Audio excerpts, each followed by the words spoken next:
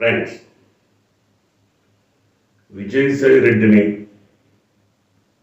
పలచన చేయటానికి, చులకన చేయటానికి ఆయన మీద మోపిన అభియోగాలను ఇప్పటికీ రుజువు చేస్తామంటూ కొన్ని మీడియా సంస్థలు పనిగట్టుకొని ప్రచారం సాగిస్తున్న వేళ ఒక గిరిజన మహిళ ఉన్నతాధికారిగా ప్రభుత్వ పదవి నిర్వహిస్తున్న గిరిజన మహిళ తన బిడ్డకు తండ్రెవరో తెలియజేసే గట్టి సాక్ష్యాలను బయటకు తీసుకొచ్చారు. వాటన్నిటినీ మీడియాకు అందజేశారు. మీడియాలో ఆ సాక్ష్యాలన్నీ చక్కర్లు కొడుతున్న వేళ నాలిక మడతేసి భుజాలు తొడుముకున్న మీడియా కూడా ఒక ప్రధానమైనటువంటి మీడియా సంస్థ ఈ ఫోటోలను ప్రసారం చేయడమే కాకుండా, ప్రదర్శించడమే కాకుండా ఇప్పటికే విజయసాయి రెడ్డి పైన ఇంకా అపనమ్మకం ఉంది అని చెబుతూ అంతటితో వదిలేస్తే తమ పైన జనం ఉమ్మేస్తారని భావించి, తమ పైన జీవితంలో క్రెడిబిలిటీ మిగలదని భావించి ఆయన భూదందాలు చేశారు. విజయసాయి రెడ్డి వైజాగ్లో భూదందాలు చేశారు. ఒక యూనివర్సిటీకి సంబంధించి ఆ యూనివర్సిటీ ప్రభుత్వ భూమిని ఆక్రమించుకొని నేను డబ్బు కడతాం గవర్నమెంట్ కంటే ఒప్పుకోలేదు, దాన్ని గవర్నమెంట్కి తిరిగి ఇచ్చేలా చేశారు.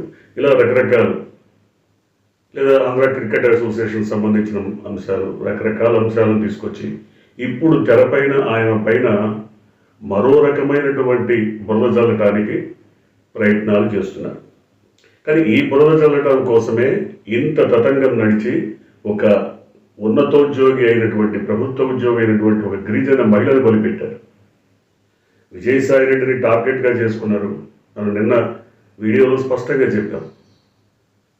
ఎల్లో మీడియా అధినేత పచ్చబాస్ ఖచ్చితంగా విజయసాయి రెడ్డిని టార్గెట్ చేసి ఆయన రాజకీయాలను అడ్డుకట్టవేయకపోతే జగన్మోహన్ రెడ్డి ఢిల్లీలో చక్రం తిప్పలేరు.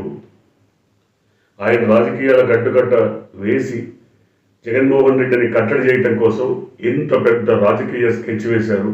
దీంట్లో ఒక ప్రభుత్వ అధికారిగా ఉన్న గిరిజన మహిళను బలిపశువులు చేశారు. ఆమె వాళ్ళ విడుదల చేసినటువంటి ఫోటోల్లో కానీ, వీడియోల్లో కానీ స్పష్టంగా తన రెండో భర్త తన వెంట అడుగడుగునా ఉన్నటువంటి ఫోటోలను, ఛాయాచిత్రాలను బహిరంగపరిచారు.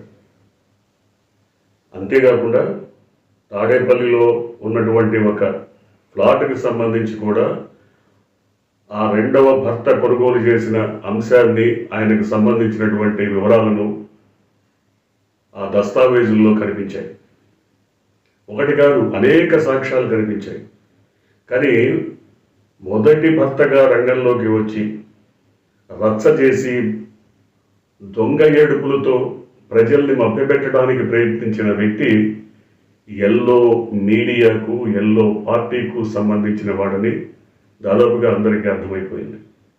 ఆయన వారి చేతుల్లో పావుగా వాడబడ్డాడో లేదా ఇంకా దేనికైనా అమ్ముడు పోయాడో తెలియదు. కానీ దాదాపుగా ఒక మహిళను రచ్చగీడ్చి, బజారుగీడ్చి ఆమె పరువు ప్రతిష్టలను దిగజార్చడానికి ప్రయత్నించడం వెనక భారీ కుట్ర ఉందని అర్థమైపోయింది. ఆయనకు కక్ష ఉండొచ్చు, తనను కాదని మరొకతనితో వెళ్ళిపోయింది అన్న కక్ష కానీ, లేదా ఆమె సంపాదన తనకు రావడం లేదన్న కక్ష. నెలకు దాదాపు 1 లక్ష రూపాయలు వస్తుండొచ్చు, అన్ని ఎలవెన్సులతో కలిసి.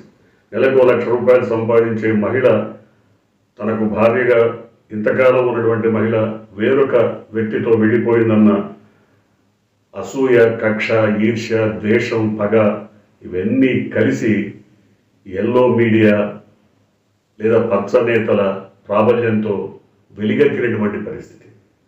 ఇంతగా రచ్చ చేయాలా, ఇంతగా ఒక మహిళను బజార్కి ఈడ్చాలా అంటే ఇది పచ్చ నైజం, పచ్చ పార్టీల నైజం. వాళ్ళకి మహిళ కానీ, దళితులు కానీ గిరిజనులు కానీ ఎవరైనా సరే వారిని రచ్చగిచ్చి బజారున పెట్టి వాళ్ళ పరువు ప్రతిష్టలను దిగజార్చడం, వాళ్ళ రాజకీయ లక్ష్యాల కోసం ఎంతకైనా దిగజారడం ఈ ఉదంతం ద్వారా తెలుస్తోంది. ఇప్పటికైనా ఆమెను వదిలేస్తారంటే వదలకపోవచ్చు. ఎక్కడ ఆమె దొరికినా, ఏ సందర్భంలో ఆమె మీద నిప్పులు కక్కడానికి సరిపోయిన సందర్భం వచ్చినా ఎల్లో మీడియా వదిలిపెట్టదు. ఆమె ఎంత నిజాయితీగా నీతిగా ఉన్నా ఆమె అణువణువును, ఆమె ప్రతి కదలికను కనిపెడుతూ వెంటాడుతూనే ఉంటుంది. ఇప్పటికి కూడా విజయసాయిరెడ్డి విషయంలో స్పష్టంగా ఈ సాక్ష్యాధారాలన్నీ చూసిన తర్వాత ఆయనకు ఆమెకు ఏ రకమైన సంబంధం లేదు, ఆ బిడ్డకు ఆయనకు ఎంత మాత్రం సంబంధం లేదని తేలిపోయినా కూడా విజయసాయిరెడ్డిని మరో రకంగా బ్లేమ్ చేయాలన్న ఉద్దేశంతో ఇవాళ భూదందాల విషయం బయటికి తీసుకొస్తున్నారు. నేను నిన్ననే వీడియోలో చెప్పాను, తెర వెనుక భూదందాల విషయం ఉంది. ఎక్కడెక్కడ ఆయన అక్రమ భూముల స్కాములు అడ్డుకున్నారో వారందరూ కలిసికట్టుగా చేసినటువంటి దుర్మార్గం ఇది. అందులో ఒక యూనివర్సిటీ ఉండొచ్చు, అందులో ఇంకెవరైనా ఉండొచ్చు, పెద్ద మనుషులు ఉండొచ్చు. కానీ పచ్చ బ్యాచ్ మొత్తం కూడా కలిసికట్టుగా ఒక వ్యూహరచన చేసి ఒక గిరిజన ఉద్యోగస్తురాలైనటువంటి మహిళను బలిపశువులు చేసి అందులో విజయసాయిరెడ్డిని ఇరికించి ఇంతగా తెగించి బరి తెగించి మొత్తం మీద ప్రజల్లో విషబీజాలు నాటడానికి ప్రయత్నించారు. ఇప్పుడు కథ అడ్డం తిరిగేసరికి మరొక రకమైనటువంటి ఎత్తుగడను ఎన్నుకున్నారు. అసలు వారెందుకు ఆయన పైన విజయసాయిరెడ్డి పైన కక్ష కట్టాల్సి వచ్చిందో ఆ అంశాన్ని ఇప్పుడు తెర మీదకి తీసుకొచ్చారు. వైజాగ్లో భూదందాలను, భూస్కామ్లను అడ్డుకొని ప్రభుత్వానికి సంబంధించిన భూముల్ని వెనక్కి తీసుకోవడంలో విజయసాయిరెడ్డి కీలక పాత్ర వహించారన్న ఒక ఆవేశం, ఒక అక్కసు, కక్ష, దుర్మార్గపు ఆలోచన ఈ తెర వెనక మొత్తం ఉందన్న విషయం ఇప్పుడు బహిర్గతమైంది. నిన్ననే మనం స్పష్టంగా చెప్పాం ఈ విషయాలు, ఇవాళ అది బహిర్గతమైంది. ఏది ఏమైనా ఇలాంటివి మరికొన్ని వస్తాయి. ఇంకా వెంటాడుతుంది. వైసీపీ కీలక నేతలందరినీ ఎల్లో మీడియా కానీ ఎల్లో పార్టీ కానీ వెంటాడుతూనే ఉంటుంది. వారు ఎక్కడికక్కడ జాగ్రత్తలు తీసుకోకపోతే బలిపశువులైపోయేటువంటి పరిస్థితి. ఇందులో ఆడ, మగ, లేదా పిల్ల, పెద్ద ఎవరిని చూడరు. వాళ్ళ జీవితాలు నాశనం అయిపోతాయి.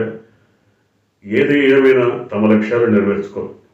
తమ రాజకీయ లక్ష్యాలను నెరవేర్చుకోవడం కోసం పసిపిల్లలైనా సరే, పండు ముసళ్ళైనా సరే, మహిళలైనా సరే, ఎవరైనా సరే వారిని అంతమొందించటం, రాజకీయంగా భౌతికంగా కాకపోవచ్చు, రాజకీయంగా లేదా సామాజికంగా అంతమొందించి వారి పరువు ప్రదర్శనలు మంట కలిపి నిలువున సమాజంలో వారు బతకలేని స్థితి తీసుకొచ్చి తమ రాజకీయ లక్ష్యాలను నెరవేర్చుకుంటారు. ఇది అటువంటి ఉదంతమే అని ఇవాళ బయటకు వచ్చిన ఫోటోల ద్వారా దాదాపుగా అర్థమైపోయింది. చూద్దాం ఇంకా ఎన్ని రకాల ఇలాంటి వ్యవహారాలని తవ్వి తీశామని చెప్పి జనాన్ని మభ్యపెడతారో చూద్దాం.